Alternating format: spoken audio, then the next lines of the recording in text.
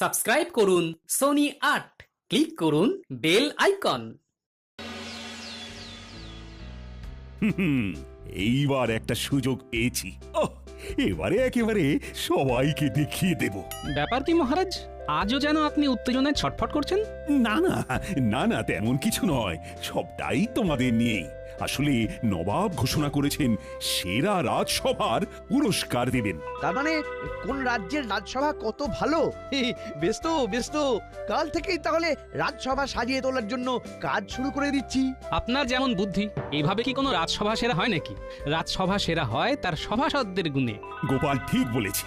আমি চাই আমার সভাসদরা কে কেমন গুণের সবাই সেটা জানুক। তাহলে মহারাজ, আপনি ধরে নিতে পারেন যে পুরস্কার কৃষ্ণনগর রাজসভায় পেয়ে গেছে। সব দিক থেকে এমন গুণবান সভাসদ আর কোন রাজ্যে আছে? বিদ্যায় বুদ্ধিতে রূপে গুণে আমরাই সর্বশ্রেষ্ঠ, যথেষ্ট, যথা সর্বস্ব। ও মা, আমরা আমরা যে সব সেরা সেরা সেটা বুঝি কেউ জানে না। কেউ জানুক না জানুক, আমি তো জানি আমার এক একজন সভাসদ যেন এক একটা রত্ন। নবাবের লোক পরিদর্শনে এলেই মুগ্ধ হয়ে যাবে। সে তো বটেই, তবে রত্নগুলো খাঁটি না নকল সেটা তো দেখতে হবে। অমনি গোপালকে উল্টো সুর গাইতে হবে। আমার তো মনে হয় গোপালের দুর্বলতাই বরং আমাদের সবাইকে মিলে পুষিয়ে দিতে হবে। যদি পুরস্কার না জোটে তবে বুঝতে হবে গোপালের ভাড়ামোর জন্যই ফসকেছে। হ্যাঁ, না না, তাহলে গোপাল তুমি বরং কয়েকদিন বাড়িতে বিশ্রাম নাও, গিয়ে পরিস্থিতি বুঝে না হয় তোমাকে ডেকে নেব। সেই ভালো। আপাতত আপদ বিদেয় হলো। আপনি যেমন বলবেন মহারাজ, তবে আমার কাজ আমি ঠিক করেই যাব।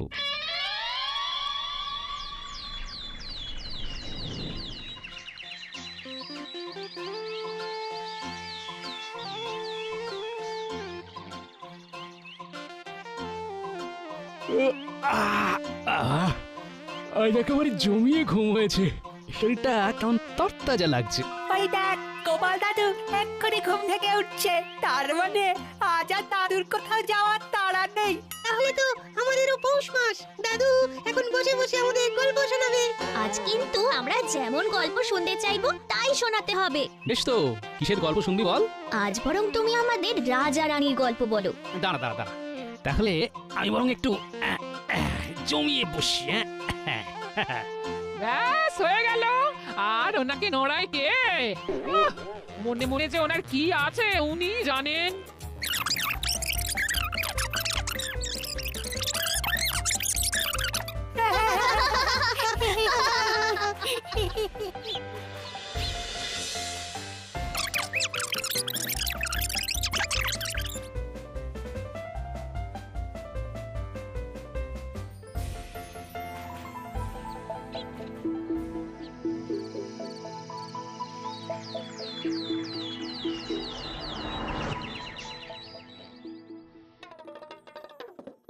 মনে পড়ে গেছে, মনে পড়ে গেছে, আমার সব কিছু মনে পড়ে গেছে। গিন্নি, কি হলো বলো তো? সাত সকালে উঠে এত চেঁচাচ্ছ কেন? আমি চেঁচালে ক্ষতি নেই, কিন্তু তুমি চেঁচাতে পারবে না। না না না, এইসব আমি একদম বরদাস্ত করব না। আমার সঙ্গে ঠিক করে কথা বলো গিন্নি। ওহো, তোমার কি হয়েছে বলো তো?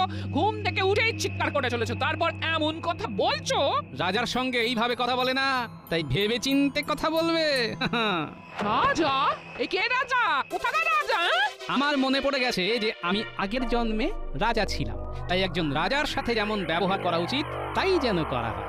কি গো, বলি তোমার মাথাটা কি একেবারে খারাপ হয়ে গেল? লোকে ছেঁড়া কাঁথায় শুয়ে লাখ টাকার গল্প করে শুনেছি, কিন্তু মাটির বাড়িতে থেকে রাজপ্রাসাদের গল্প তো এই প্রথমবার শুনছি গো। শোনো শোনো, আরো কত কি শুনবে এরপর।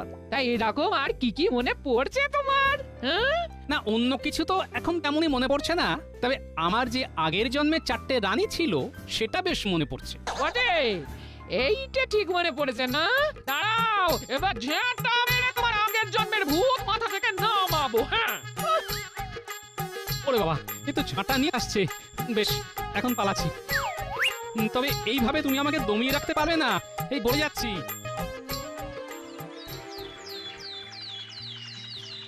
আর তো হাতে গোনা 7 দিন, তারপরেই তো নবাবের লোক রাজসভা পরিদর্শনে আসবে। এসেই একেবারে অবাক হয়ে যাবে। কিন্তু যাই বলো আর তাই বলো, গোপাল না থাকলে রাজসভাটা যেন কেমন ফাঁকা ফাঁকা লাগে। ওরকম টেরা বেকা লোকের থাকার চেয়ে রাজসভা ফাঁকা থাকা ভালো। কিন্তু সেটা তো আমি হতে দেব না। আমার মান সম্মান আমি নষ্ট হতে দেব না। এই তো গোপাল এসে গেছে, কিন্তু এটা কি? তাই তো, গোপাল কেমন পাগড়ি পরে গড়গড়িয়ে চলে এলো। হ্যাঁ, গোপাল বুঝি সেজেছে সং, কলে কলে দেখবো আর কত ঢং। বাবা বাবা, কিন্তু কি কারণ, কোন যুক্তিতে তুমি পাগড়ি পরিধান ঘোরাঘুরি করছং গোপাল? একবার সাহসখানা দেখো, মহারাজের সামনে পাগড়ি পরে চলে এলো। সবাই চুপ করো। তোমাদের সাহস হয় কি করে যে রাজাকে রেখে হাসাহাসি করো? নিজেকে রাজা বলছে, গোপালের কি মস্তিষ্ক বিকৃতি ঘটেছে? মহারাজ, রাজসভা থেকে ছুটি করে দিতেই গোপালের ঘিলু নড়ে গেছে। সবাই কি করছে না করছে, কি বলছে না বলছে, সব কিন্তু আমি দেখে রাখছি। কেউ ছাড় পাবে না। সে না হয় পরে হবে, এখন তুমি যখন এসেই পড়েছো তখন চুপটি করে নিজের জায়গায় গিয়ে বসো দেখি। কোন আসনে বসার কথা বলছেন আপনি? যে সে আসনে বসা কি আমার শোভা পায়? আমি যে আগের জন্মে রাজাধিরাজ নরোধিপতি গোপালচন্দ্র ছিলাম, সেটা যখন একবার মনে পড়ে গেছে, তখন সাধারণ আসন গ্রহণ করা তো আমার পক্ষে সম্ভব নয়। এইসব আবার গোপাল কি বলছে? না না, বাস্তবে কি গোপালের মাথায় কোনো সমস্যা দেখা দিয়েছে মনে হচ্ছে। শোনো গোপাল, শোনো, অনেকক্ষণ ধরে তোমার পাগলামো সহ্য করেছি আমরা। আর নয়, বসলে তোমাকে ওইখানেই বসতে হবে, না হলে রাজসভা ছাড়তে হবে। হ্যাঁ, রাজসভা ত্যাগ করবো তাও ভালো, তবু নিজের মর্যাদার সাথে আপোষ করব না।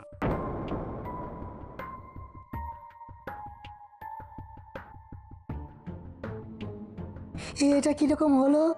গোপাল তো সত্যি সত্যিই চলে গেল। এই সত্যি কোনো সমস্যা হলো নাকি? এই বয়সে আকস্মিক এই রকম মস্তিষ্ক বিকৃতি অসম্ভব নয় বটে। গোপালকে নিয়ে তো মহা চিন্তায় পড়লাম, কি করা যায় এবার? কিচ্ছু করতে হবে না মহারাজ, গোপালের ভীমরতি হয়েছে। তাই বললে হয়?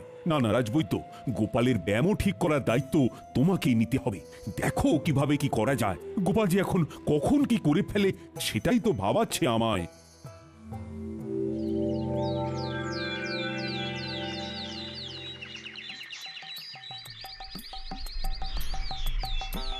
এই তো গোপাল দাদু, তোমাকে কেমন রাজা রাজা লাগছে।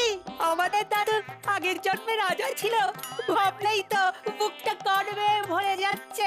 রাজসভার সব সদস্যই হাজির আছে দেখছি। তাহলে রাজ্যের কোথায় কি হচ্ছে সেটা জেনে নিই এবার। গোটা রাজ্যের কথা বলতে পারবো না, তবে আমাদের গ্রামে সবাই জেনে গেছে যে তুমি আগের জন্মের রাজা ছিলে। তাই নাকি? হলেই তো ভালো। জানাজানি হলেই আমাকে নিয়ে টানাটানি হবে।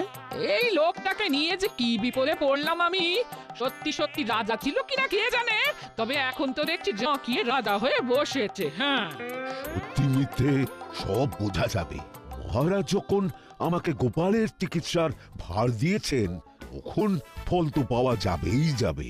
এই তো বলতে না বলতেই টানাটানি শুরু হয়ে গেছে। কই কই দেখি গোপাল, দেখি চটপট এই পাঁচনটা খেয়ে নাও দেখি। সে তো খেতেই পারি, তবে তার আগে আমায় জানতে হবে এর মধ্যে আছেটা কি। আচ্ছা, ওই ঘৃত কুমারীর রসের সঙ্গে তুলসী, চিরতা, পাথরকুচি পাতা বেটে মিশিয়ে অল্প যষ্টি মধু আর দারচিনি গুঁড়ো দিয়ে পাচনটা বানানো হয়েছে তো? না মানে ওই সবগুলোই দিতে হতো বুঝি। আমার মাথার ব্যামো সারানোর জন্য যদি এসে থাকো, তবে আগে এইভাবে পাচন বানাও, তারপর আসবে। কেমন? ও মা, বলি রাজবৈদ্যকে এই যে বাড়ির রাস্তা দেখিয়ে দিচ্ছ। হ্যাঁ, এই রাজ্যে এইসব হচ্ছেটা কি? হ্যাঁ, এখনো কবিরাজি শাস্ত্র ঠিক মতো জানলো না আর চিকিৎসা করতে শুরু করে দিল। মহারাজকে বোকা পেয়ে বেশ চালিয়ে যাচ্ছে। হ্যাঁ, আমার রাজত্বে থাকলে এক্ষুনি রাজ্য থেকে সব কটাকে বের করে দিতাম। না না না না, গোপাল যাতে যাই হোক, তাহলে কিন্তু ঠিক। জড়িবুটির নামগুলো মোটেই কিন্তু উল্টো পাল্টা বলেনি। তার মানে আমাকে চিকিৎসা শাস্ত্র নিয়ে আর একটু পড়াশোনা করতে হবে।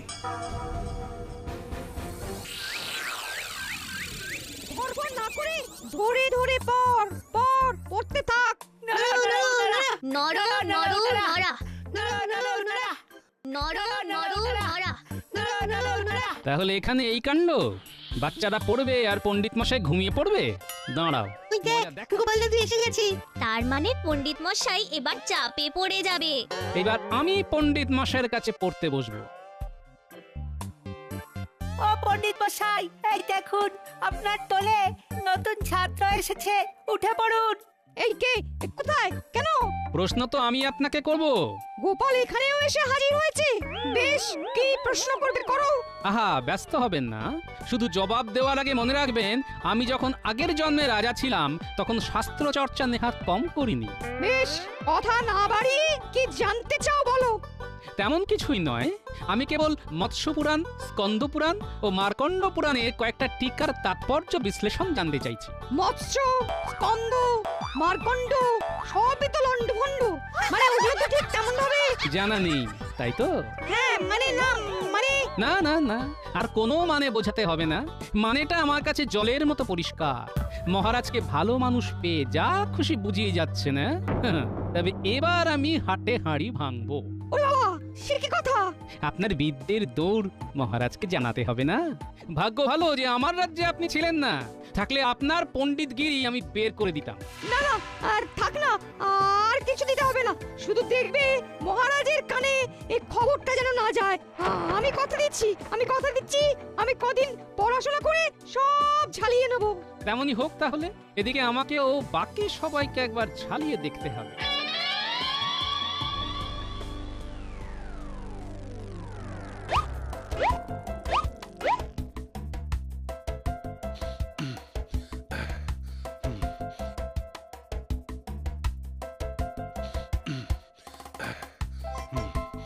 এইভাবে ঘাম ঝরিয়ে শরীরটাকে চনমনে রাখতে হবে।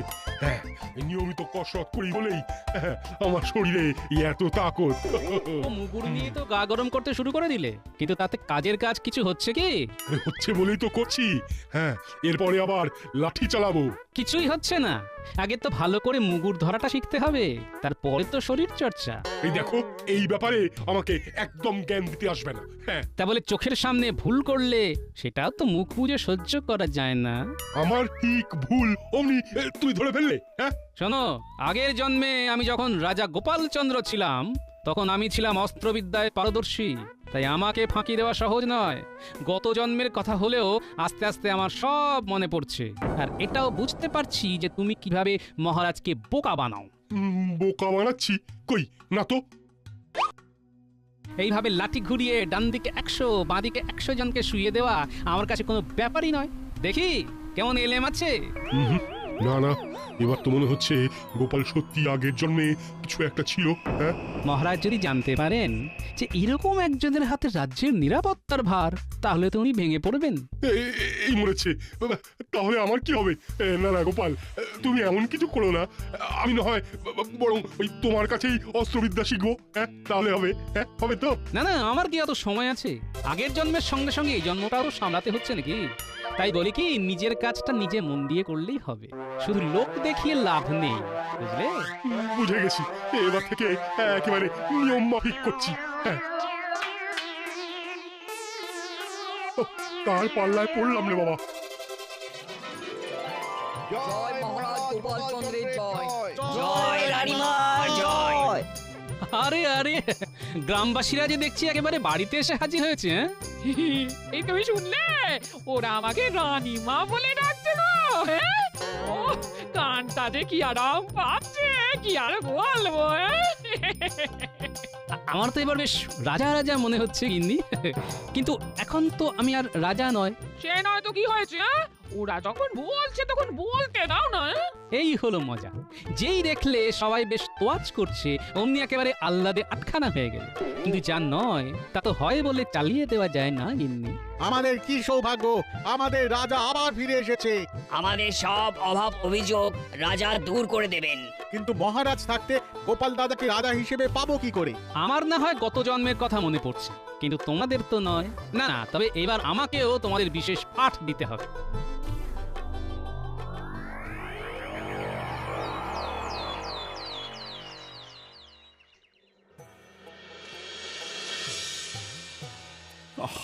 বুঝতে পারছি না কি হচ্ছে। একে একে সবাই যে রাজসভায় আসা বন্ধ করে দিচ্ছে।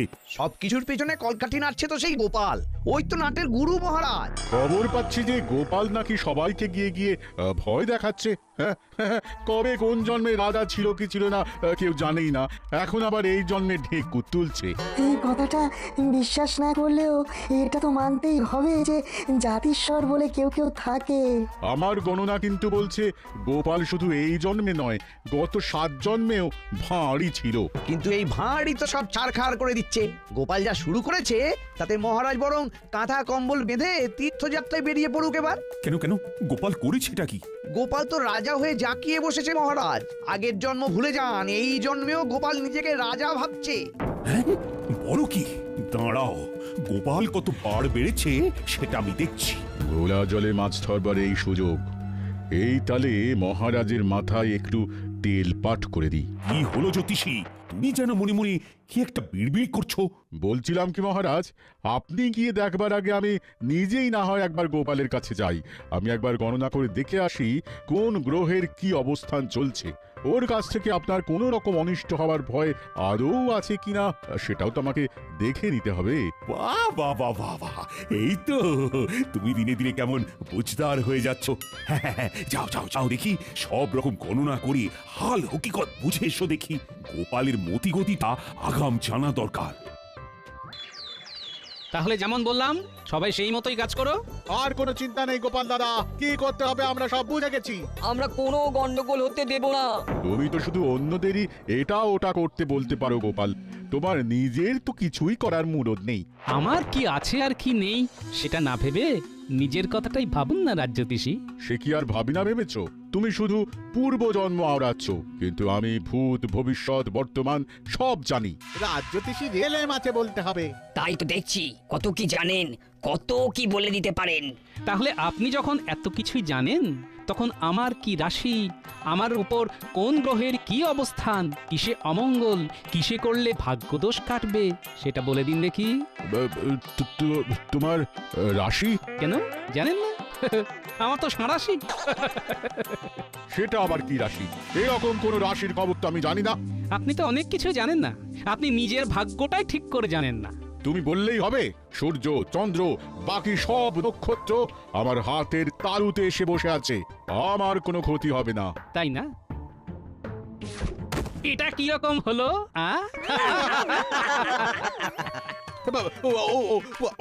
বাবা রে, গেলাম রে, সজোরে ধাক্কা মেরে দিল রে। তাহলে দেখলেন তো, যে নাকি গ্রহ নক্ষত্রকে হাতের তালুতে সামলায় সে নিজেকেই সামলাতে পারে না।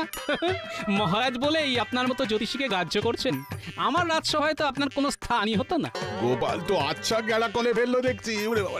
গেঁড়া কলের এখন আর হয়েছে কি? হ্যাঁ ভাবুন, একবার যদি সব কথা মহারাজকে গিয়ে বলি, তাহলে মহারাজও আপনাকে বলবেন আগে ভালো করে জ্যোতিষশাস্ত্র শিখে আসতে, তারপর ভবিষ্যৎ বিচার করতে। গোপাল আমার গাফিলতি ধরে ফেলেছে, এবার এখান থেকে সরে পড়তে হবে। এবার সত্যি সত্যি মনে হচ্ছে ভালো করে পড়াশুনো করে তবে রাজসভায় যেতে হবে।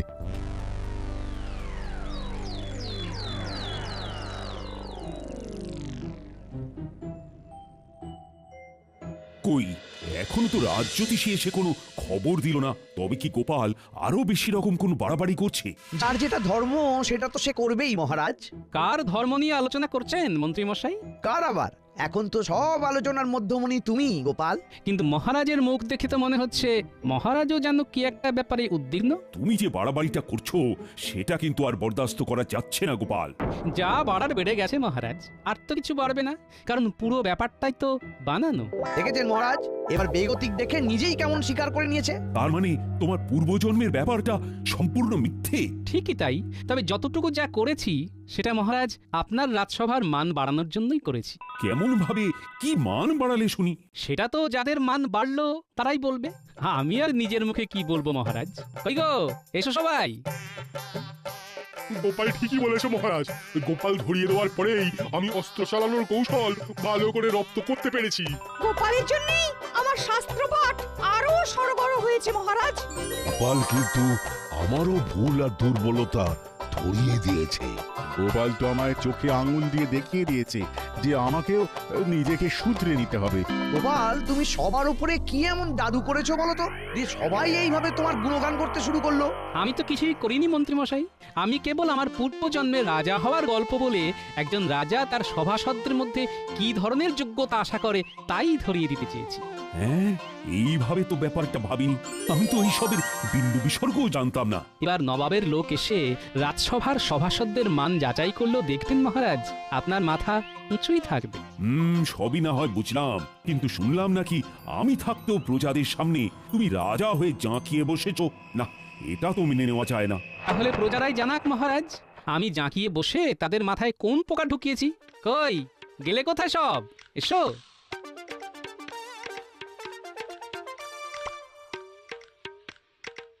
প্রণাম মহারাজ। আমাদের রাজা মহারাজ কৃষ্ণচন্দ্রই গোপাল দাদা আমাদের সেই পাঠই পড়িয়েছে। আমরা গোপাল দাদাকে রাজা ভেবে যে ভেট দিতে এসেছিলাম, গোপাল দাদা সেই সব মহারাজকে এনে দিতে বলেছে। গোপাল দাদা আমাদের শিক্ষা দিয়েছে যে অতীত নয়, বর্তমানটাই আসল, আর বর্তমান মহারাজার হাতে। বাহ বাহ, চমৎকার! কি উন্নত বিচার! না না গোপাল, তুমি সত্যিই দেখিয়ে দিয়েছো যে আমার সভার রত্নরা খাঁটি না ভেজাল। তবে সবার বিচার হলেও মন্ত্রীকে তো যাচাই করা হলো না। সেটা নিয়ে ভাবতে হবে না। আগের জন্মে যখন আমি রাজা ছিলাম তখন আমার যে মন্ত্রী ছিল সে খুব কাজের ছিল, তাই তাকেই না হয় খুঁজে এনে মন্ত্রী মশাইয়ের জায়গায় বসিয়ে দেওয়া হবে। বাঁচা গেছে যে গোপাল আমাকে নিয়ে কোনো কল খাটায়নি, না হলে যে কি হতো। কি আবার হতো? 3 বার ফাঁসি আর 4 বার jail. For more updates, subscribe to our channel, click the show links and enjoy watching the videos.